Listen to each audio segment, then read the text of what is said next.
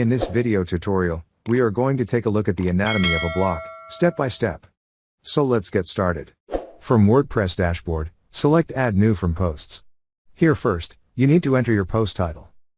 Then below you can write your content or add a block via this plus button, click on it and add any type of block you want. Or you can browse all from here.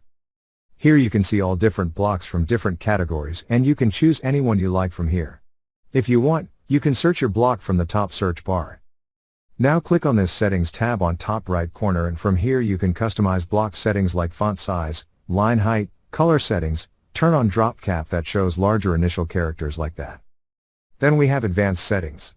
Once done you can either publish it, save as draft or preview it. Now click on this 3 lines and here you have only one paragraph in your post. Again click on this plus icon and from here select gallery block. Now to upload media files, click on this upload button and select the pictures you want to upload. Again when you click on these 3 line icon, and you can see you have paragraph as well as gallery added in your post.